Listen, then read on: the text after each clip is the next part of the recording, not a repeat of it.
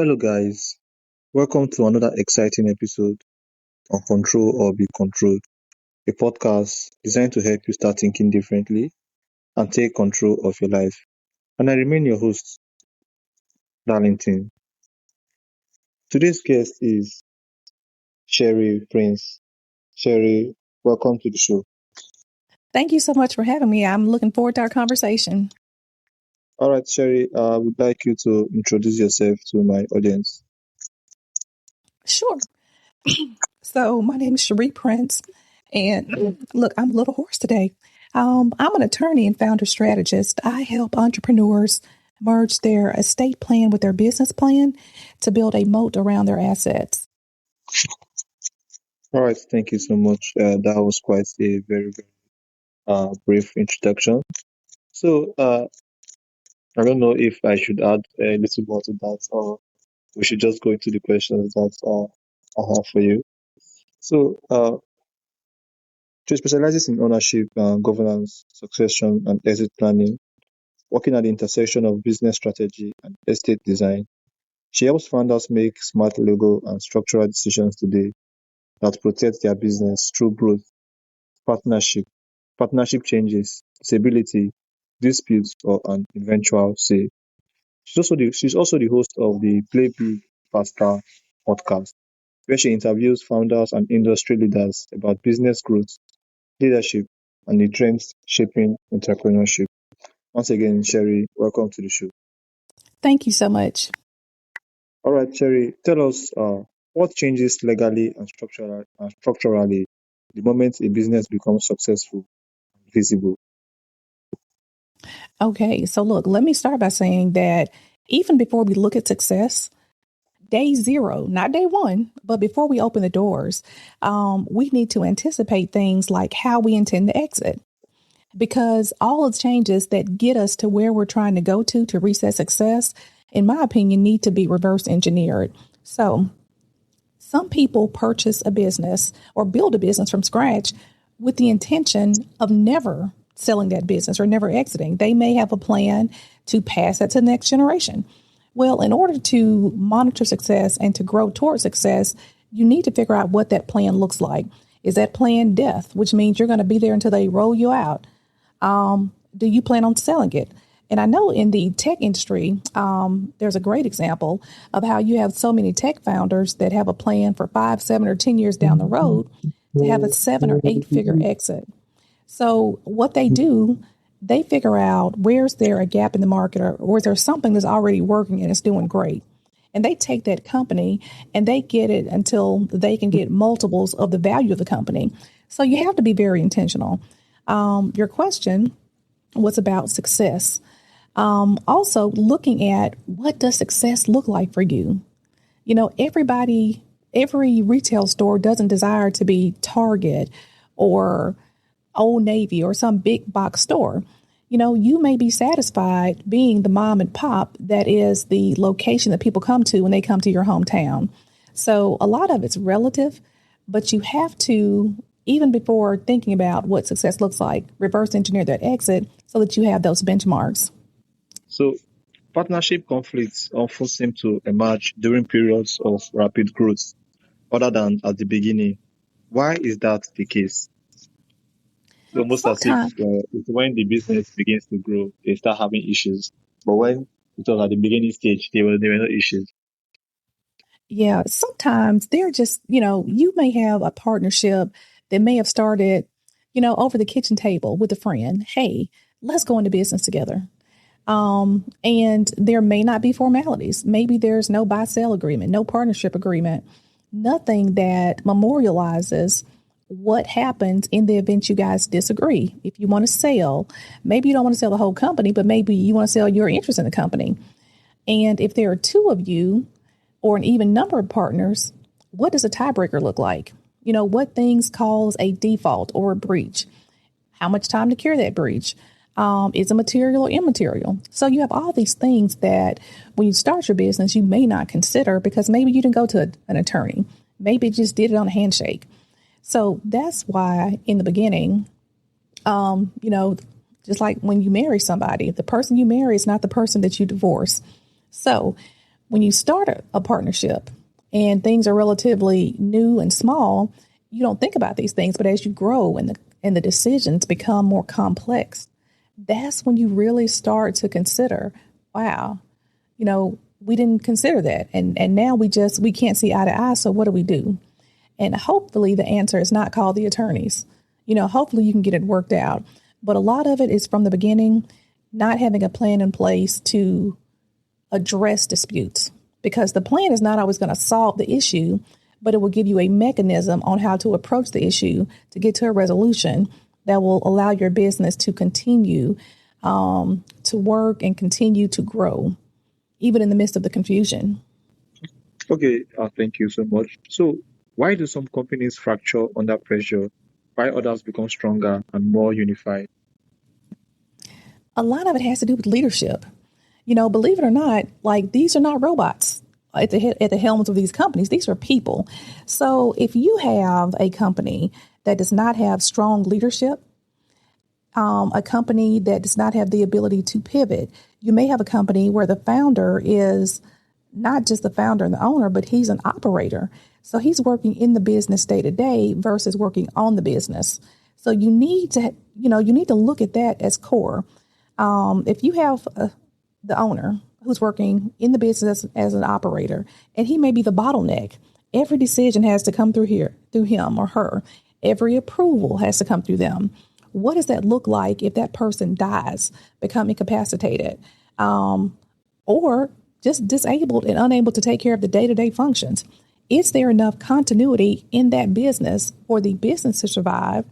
And when we say survive, I don't just mean survive, I mean also thrive, because you have to consider your investors, your clients. Are you going to be able to make payroll? Is what you contributed to the company essential? And is it something that your other partner, if you have a partner, can pick up on until you get back? And in the event that you're not coming back, what is the plan for that? All right, thank you, sorry. So, uh, we often say expansion amplifies existing weaknesses instead of creating new ones. What do you mean by that? Could you repeat the question, please? We often say that extensions they amplify uh, hidden weaknesses or already existing weaknesses and not just create new ones. What do you Yes. mean by that? Yes. So if you are already not doing something well, like for instance, you do not have a CRM. CMR. Um, and now your clients have gone from 50 to 500, and you were already not managing 50 clients very well.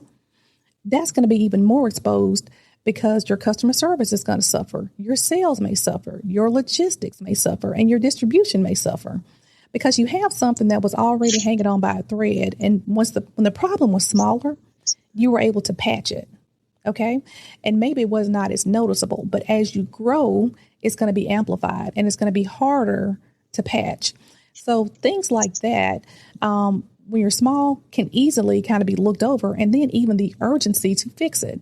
While you have the 50 customers, that may not be high on your list, but now you are 10x where you were, and now you can't ignore it. Well, so not only do you have logistics, sales, operations, and all these other problems, do you have the financial wherewithal to go in and fix the problem that now is first and foremost before you? So that's the other issue. Okay, so moving on, many founders focus on building the business, but rarely think about succession or exit planning. When should those conversations actually begin? Yeah, they have to, like, when you're talking about starting the business, you should also be looking at what an exit looks like. Let's talk about founders who may have a partner who are at different ages and different stages in life. One of us may be thinking retirement looks like 55, and the other one may be thinking retirement looks like 75. So, what are our individual goals? What is the mission for the company? And based on that, and when I would like to exit, how do we do this in a way that our company is not disrupted and that the partnership can live through that survive that. And once one of us or both of us decide to leave, what does that look like? So that is very much something to consider. Okay. So what the biggest mistake that you see entrepreneurs, legal mistake you see entrepreneurs make during their growth stage?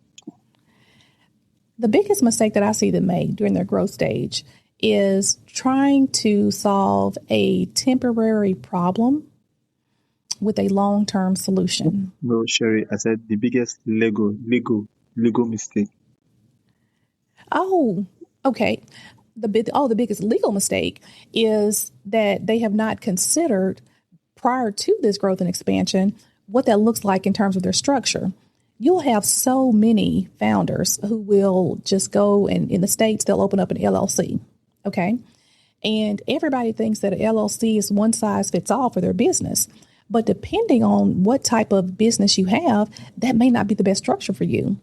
And if you are considering like maybe taking payroll, having employees, and depending on whether you are a company that is public facing or you require anonymity, and if you are service based versus you're selling products, there are so many things to consider. Even though your legal status does not automatically give you tax protections, there are some legal entities that can also have tax benefits.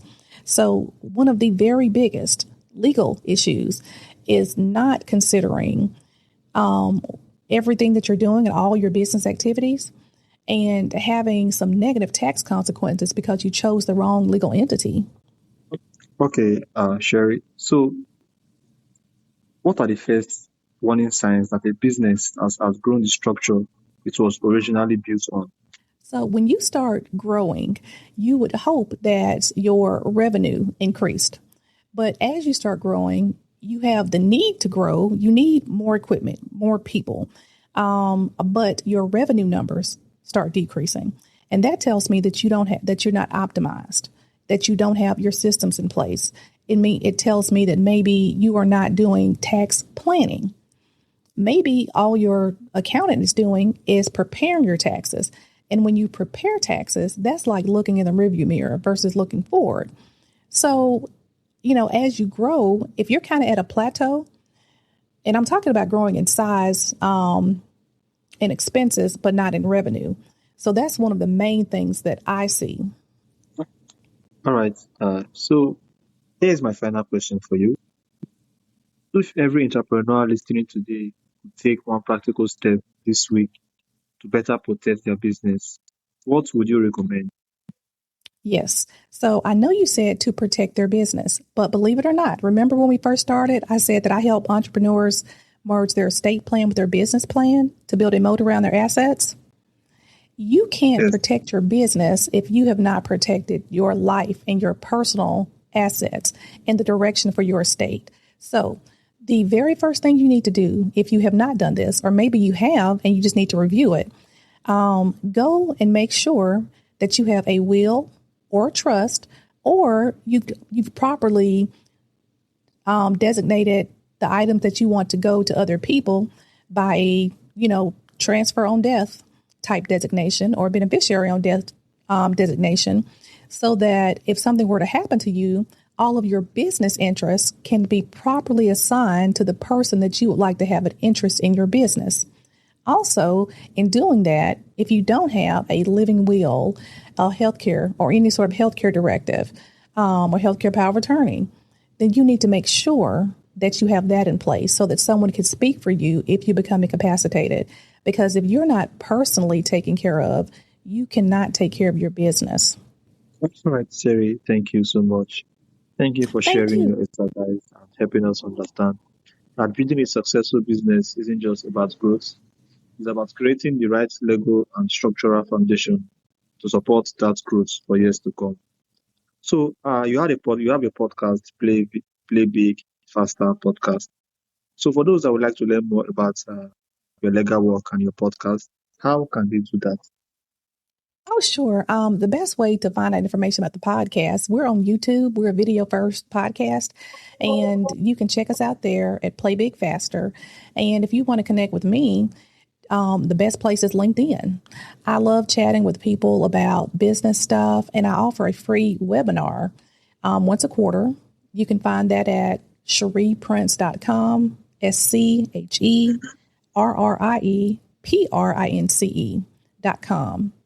And lastly, Darlington, I am writing a book that will be out October 2026. So a lot of what I talked about today is in the book. It's not a legal manual. I mean, anybody can read it and you'll be done over a weekend, but you'll have a lot of great tips and tools for your business. All right. Thank you so much. Thank you. And thanks to all my audience as well. You guys are the reason why we do this. If you enjoyed this episode, subscribe, leave us a review, and share it with a fellow entrepreneur or a business owner. Don't forget to check out Sherry's links and check out our podcast as well. Thank you all so much for coming, and you all do have a wonderful day ahead. Bye, guys. Thank you, Cherry. Thank you. Have a good one.